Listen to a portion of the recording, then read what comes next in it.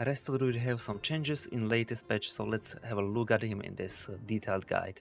First thing, I will go through the stats, then talents, then some theory of gameplay, definitely about each of spell used, through the cooldowns, and a little bit summary on the end. So let's start with the stats.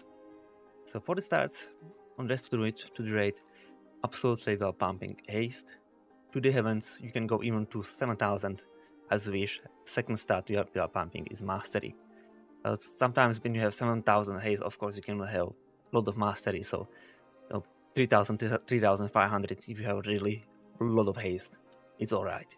But at least have 3000 mastery and at least have 5000 haste. That's like default where you should go, and then just pump it more, minimax a little bit more. Then rest has this critical strike and versatility. It doesn't matter which one you will choose. They are not really that important. Haste is usually king, and then don't go over 7000. Just if you are going for 7000, stop it there. Don't go further. From the talents, we have of course some changes there because we have new trees. So we are pumping Guru Guardians and Biosynthesis over here then, and we are losing 2 talents here. That's what we replaced. Genesis we are changing for the trees, and we change Circle Life of Death and Death. We are changing for Embrace of the Dream because that was 2-point talent, now it's 1-point talent, and that 1-point talent is now healing everyone who got Rejuvenation or Regrowth, so it will be really good. And you don't need to think about that, it's just working as it is. If you want these talents, the link will be under this video, just check it and import it for yourself. So now a little bit more about your gameplay. First thing, you need to keep on your mind your mastery, because we are playing with some. That more hot is on the target, the more you are healing. So even a big hot, like from the efflorescence, it's 3000 over 6 seconds, it's nothing. But it's a huge healing, and it's because it's increasing your mastery. So that's even small healing over time is really important, as it's increasing our overall healing with the spells that are healing me even more. Another thing for you, good to know, if we're talking about the gameplay, it's on the Resto Druid to find balance between having mana and having a lot of health per second is really not really difficult, but it's difficult and it's really hard to explain. So just don't expect like you will check the guide and you will do 2 bosses and you know how to heal. You need to a little bit practice, because there is a lot of RNG in the Resto Druid healing in the raid, and you just need to learn like that feeling when you see something happening, when you see something proccing, and you know how to react to that. So just slow down and don't expect immediate results. Just a little bit practice to know, oh, I have a lot of rejuvenations, that's good. Oh, they're not proccing, okay, I will chill for a moment because there is no damage anyway. So yeah, just give it a little bit time, more than other healers, because some healers are just straightforward and they're pumping. Druid a little bit. You need to feel your mana and your rejuvenation spread. Okay, so let's hop to the spells. Absolutely, first thing we are thinking about in the raid is Live Loom. And in the Live Loom, you are putting it always on yourself, nobody else. You need to be on yourself, because we have Shiny Talent over here. And while your Live Bloom is on yourself, your periodic heals 20% faster. Why is that very important? Because, of course, it's healing 20% more, but the other thing is even you have more chances for your rejuvenations to spread. We'll talk about rejuvenation in a moment. The second thing, you should be always prepared. It's efflorescence under the most targets in the raid. So you keep Live Bloom on yourself, always, and you keep efflorescence under the raid, always. Because it's increasing your healing and everything else. So this is basic. Then it's our new ability, Guru Guardians, and it's quite high priority. Why? Because they are so cheap on mana, and they are off global cooldowns. So you can squeeze their cast anytime. Anything you are doing, you can just squeeze it between 2 casts of Regrowth, between 2 Rejuvenation. I can do Rejuvenation 3, Rejuvenation 3, Rejuvenation 3, because they are off cooldown. So it doesn't matter what is our global, we can squeeze it anywhere, and they are happy and blasting over here. So I mean, if there is something to heal and we have trees ready, just blast those trees, because really cheap on mana. So, and they are really effective what they are doing with this mana, and they are not overhealing as much, because they are casting Nourish and they are prioritizing lowest health targets. So Usually they are healing something what is useful. So the first thing what to do, and it's not costing you any your time because it's off global cooldown, you will squeeze it anywhere between anything. So just click them and it's something to heal. And now another priority is swiftment plus wild growth. Of course you need some hot to use swiftment, but it's high on priority list, so don't forget about that. And so you use swiftment, that will eat some hot, you need to target something, and then you get Soul of the Forest buff, and that's your next wild growth will be buffed by 50%. And we usually want to cast our wild growth together with that. There's little annoying thing, the swiftment is 15-second cooldown and wild growth is 10. So you can use wild growth even without that, but then you're desynchronizing the next one and then cooldown doesn't fit together, so it's best to use it together. But when you have chance to use wild growth, or this is last heal that you need and you don't need to heal anymore, or you will be moving in the moment so you can cast later, just use it a few seconds sooner without swiftment. But usually you want to use swiftment and wild growth together. Why is even a little bit more important now to use it even without swiftment, because it's applying Embrace of the Dream. When you're buffed, when I was buffed in the raid, it's 13,000 heal, and if you are in Mythic, that's 20 targets, and if you have rejuvenation on 20 targets, it's healing 30,000. 20 multiplied by 20, that's a decent amount for something that is spawning from some other ability that you are using for healing anyway. Let's check these priorities, because it's still not really healing, but it's what is really important for us. So we have level on ourselves, efflorescence on the ground. So level on ourselves, efflorescence on the ground, and if there is something to heal, we are busting trees. Whenever we are doing, we can be casting regrowth plus the tree between that, cast another regrowth because it's of global cooldown. And the other thing is casting swiftment with wild growth on cooldown. Of course, always is something to heal, but let's think about there is always something to heal, so nobody is full. So yeah, we are casting out cooldown because there is always something to heal. I hope some not other healer are stealing your health per second. Okay, now we are going to most important part, and it's rejuvenation. Rejuvenation is everything. Druid in the raid is about rejuvenation. Or I think, let's say about super. Of course, it's doing a lot of abilities, but what we are always thinking about that is rejuvenation. Others we are just using on cooldown automatically. You don't think about that; it just exists. So, and what is with the rejuvenations? There is three mechanics, so you should know about that. We have over here talent. So every time rejuvenations heals, it have 3% chance to spread to new target. And that is really important. This RNG is really important for you to save your mana, because reapplying rejuvenation and rejuvenation that are automatically spreading is absolutely something else. And usually when you see some druid healing 300,000 and you are healing, you're doing exactly the same clicks and healing much less than that. It's just difference. He got good RNG for these guys and he got good RNG for Flourish Convoke. So sometimes it's not that easy to beat the best druid in the world, because the best logs for healing in the world will be somebody who was really lucky. So don't really reach for the stars, but you will be busting anyway, so it shouldn't be a problem. So remember spreading to others, that's very important. Then you can have applied, this talent, you can have applied to rejuvenation at the same target with a different icon. So that is called germination. But it's still rejuvenation, that's the same ability, but it's second one, so it's germination. So it's spreading automatically, hopefully. You can put it on 2 targets, and if you are healing full target, its duration is extending. So it's really worth it to, before the pull, you will prepare some. I usually do 8, and then I drink on 5 seconds before the pull, and I'm starting with the 8 rejuvenations on the pull and full mana. So that's really something worth to think about, because that extra 6-second ball trigger from this talent is making really worth it to prepare before some damage to come. If everybody is full or just pull is starting, it's really worth it to just prepare rejuvenations. So how much rejuvenations we want to have now? There is every one applied rejuvenations, what is applied right now. Let's set up a focus. I have a nice Vigara for that. and it's counting here how many applies I have. I have 4 now, because every single rejuvenation applied is reducing mana cost of your next regrowth by 5%, and its critical chance effect is increased by 5%. That means if you have 20 stacks, your regrowth is completely free, and your regrowth is 100% critical strike. So, what is our goal with the rest of druids apart from other abilities we are automatically using on cooldown or keeping uptime?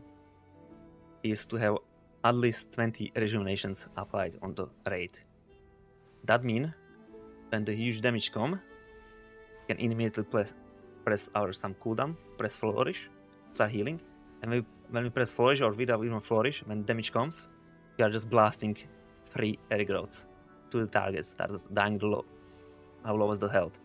Or when we need to move, okay, we can spread even more rejuvenation. If you have playing mitigate, you have 20 targets, so you can have 40 rejuvenations applied. That means 2 per single player, so that means 20 players, 40 rejuvenations. Well, 20 rejuvenations, 20 germinations. It's the same stuff, man. Just different ID.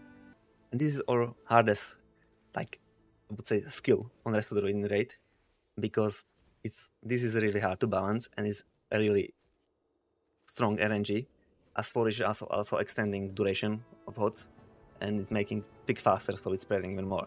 So we are not getting Flourish from Convoke, we have so little.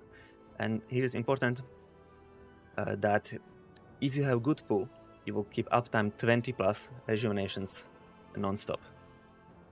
And that pool, you will be absolutely blasting and destroying other healers with your heal per second. Or heal, whatever you want to count it as. And there are some pools, nothing will be spreading. You will apply 10 rejuvenations, they will just disappear, not even single one is spawn. And you just need to accept you won't be blasting as much during that pulse. Because just you not getting flourish from Convoke, you are not getting automatically spread, and your mana will rapidly go down and go even lower, because if for you it's so hard to reach 20 plus rejuvenations, you can even spawn free regrowth. And free regrowth is free of mana, of course. And something, if you're casting heals free of mana, of course you are healing more health per second, because the 20 rejuvenations are already healing a lot. So the best way is to always plan the dark days.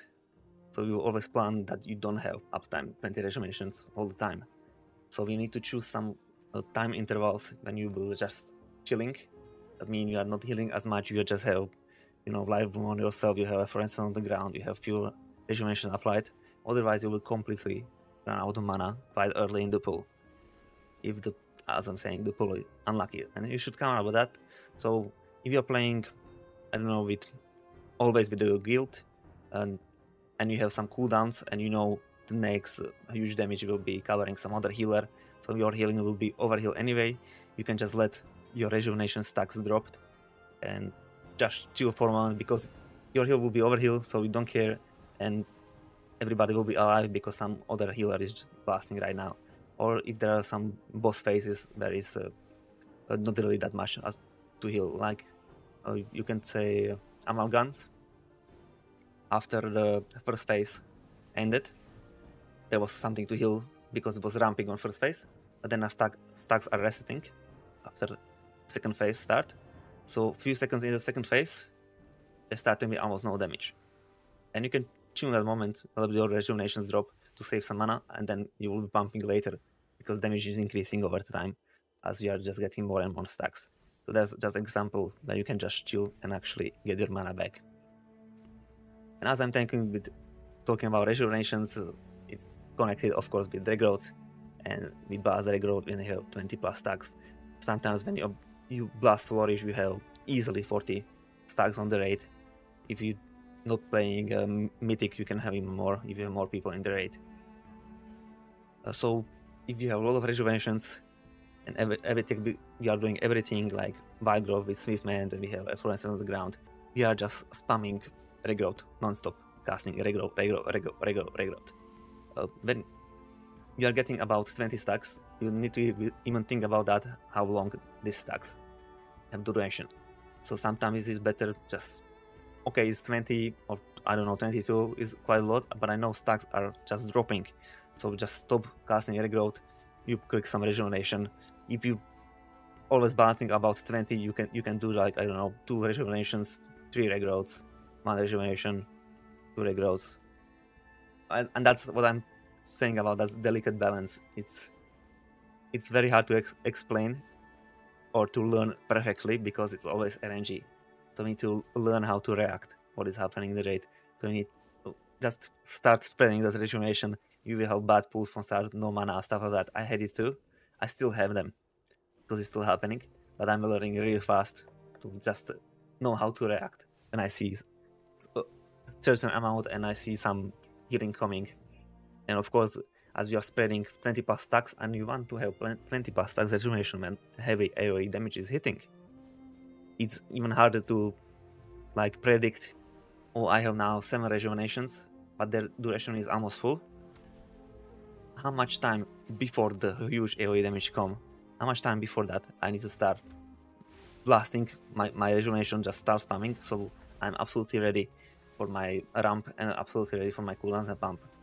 And that's another little bit, you need experience for that to know exactly second perfect timing for your cooldowns, because then you have, I start clicking too late and I have only 12 stacks. I click Flourish, it's not spreading that much. Regrowths are costing me a lot of mana. I mean, I just need to spread rejuvenations. Okay, it's healing something, but it's not like I have 20 plus rejuvenations ready on Flourish, and then you're spamming regrowth is, of course, is much less and it's even costing you more mana. So yeah, a lot of talk about rejuvenation and that, but that's a whole druid healing. Whole druid healing you need to think about. So let's say once more together. Live room, we have it. This one, we have it. Trees, always squeeze. Anywhere. You don't need to think really about that. It's not shine mechanic. They will do their things. They'll targeting automatically. So when it's done something to heal all of global cooldowns, click the trees. Then we are blasting sweepment, wild growth, or just only wild growth. As we have so many rejuvenations or regrowth applied, it's healing a lot because it's healing almost everybody in the raid. Then we are spreading rejuvenations. That will be most healed. So our wild growth is casted, and then we are spamming our rejuvenations with our delicate balance. I need to practice a little. Just spam it. Just don't run off the mana. And if you have all those stacks, you're blasting rejuvenations, regrowths. And regrowth, of course, we are targeting the lowest targets because most part of the regrowth is instant heal.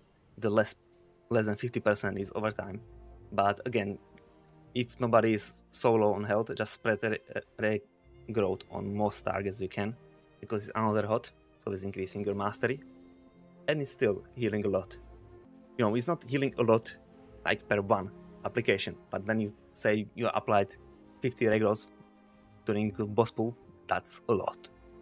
And of course, it's healing even more than you think because you have a lot of mastery, 2 rejuvenations applied to the same target.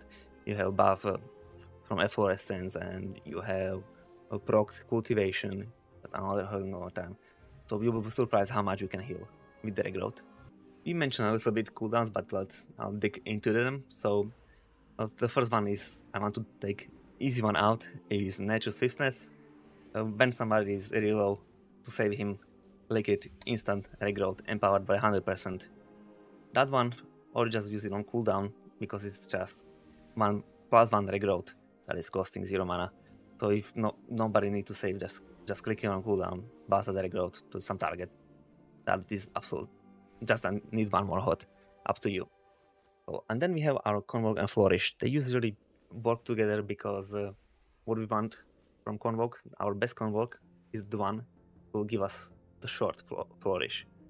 So we are always hoping the Flourish will come. So when Convoke and Flourish is ready, both of them are ready, of cooldown, start casting with Convoke. If you don't get proc Flourish, immediately after Convoke cast ended, click your Flourish. If you get Flourish proc, you can delay it. As long as you want, if damage is just short one, just Convoke is just alright, and Flourish you will keep for the later. If the raid damage is still happening, you can immediately follow Flourish with Flourish, or you can wait for next Wild Growth with Swiftment. Because when you're casting Convoke or you're casting Flourish, it's nice to have just applied Wild Growth after Swiftment, because it's also extending duration of that, and of course increase the healing. That spell is in healing a lot. If you don't have time for that, damage just came, just smack the Flourish.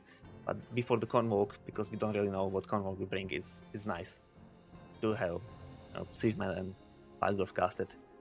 Because of course we want to extend as many hots possible, and we want to empower 100% ticking time as much as possible. And we want to use these abilities as often as possible, as soon as possible. Why? Because Flourish, the ticking over time, that 100% faster, that means 100% is twice as possible for rejuvenation to spread. And extending hots, that means we'll have much more rejuvenations applied and uptime, so we can cast that regrowth. And of course, I'm always casting like we need rejuvenations uptime, so we are blasting regrowth, but rejuvenation is healing the most, is most powerful spell in a raid, and most healing is coming from rejuvenations. Then we have Innervate, and guess what you are doing with Innervate? You will click it and you spam those rejuvenations. Don't use regrowth during that. If you have a lot of rejuvenation, okay, use the Wild Growth during that. And also to use your Efflorescence is instant and it's costing 8,500 mana. It's also not bad to click it. But the main reason for Innervate is we have low count of rejuvenations, we cannot spam our free regrowth. Then click it, rejuvenation, rejuvenation, rejuvenation, rejuvenation, and bring those numbers up. Then it's coming our familiars, cooldown, and that's Tranquility. Tranquility, what it's doing is healing everybody over time. So with Tranquility, we use it when we usually don't have that many stacks for rejuvenations, or even if we always have stacks of rejuvenations, just don't use it with Flourish or the Convoke Flourish. Well, Convoke is still for Flourish. So usually when you don't have your other cooldowns as Flourish, then use Tranquility. Don't use Flourish on Tranquility, it's just not worth it.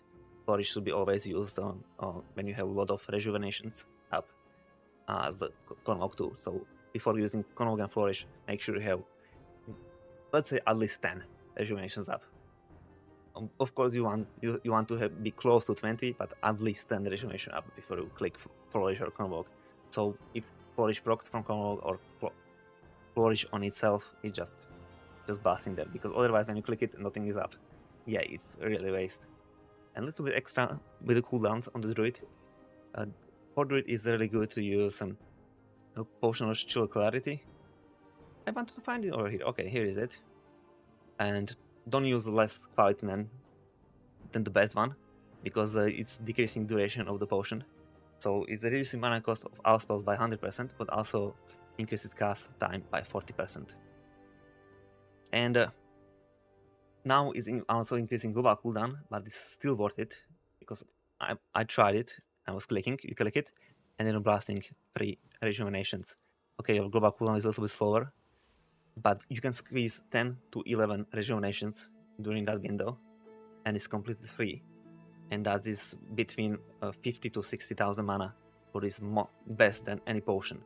A sleeping potion is 48,000 mana, but you need to sleep for 10 seconds. That's very hard to achieve, to be alive after 10 seconds, and you also wasted 10 seconds, but you can use your abilities. Or regular mana potion is 27,500, so that's definitely more worth it. So really think about that potion. And on the end, I usually talk about a little bit about damage, but we don't have time for that. We are clicking rejuvenations. But when we click Flourish, you should macro it, Flourish together Nature's Vigil. Nature's Vigil is of global cooldown, so you can use it whenever. So you should just macro it together, and when you use it, you're blasting a lot of heals, and that lot of heals is shared as 20% of that is shared as damage to the boss, and that will do a few millions after the boss pull. So yeah, just put it together, and that's your main source of damage. If you have more time and there is nothing happening, just apply Moonfire, Sandfire, and if you really have nothing to do, yeah, we are casting Wrath, but that's usually not happening. Very often, even Moonfire, Sunfire, you don't have time for that. But Nature Vigil will do few millions, so... But let's say our part of the damage dealing is done, and we are good with that. So yeah, just practice a little, and I was frustrated from start on this Druid because I was just spreading regenerations and I was healing shit, and I after 1.5 minute I had 0 mana. My health per second was I don't know, 120. Now I can blast 200 plus easily, and RNG is coming. Of course, I can blast to the heavens if I don't have good healers with me. What is usually happening? So yeah, just dig in and practice a little bit those rejuvenations and stacking, and maybe even I will share with you Vigavra for nice stacks of that. I cannot share a link on the YouTube, so just hop on Discord. I will just have it in my guide. We'll be waiting for you to import string for this shiny Vigavra that is saying you how many stacks you have, because I think it's really important to know this exact number. When it's 20, you are smiling. When it's not, damn it, we need a little bit. Use our mana. If you are on me playing Restoration in the raid, will be also a link under my video. I'm just killing some mythic bosses in the Restoration Druid. And yeah, anyway, thank you for watching, and goodbye.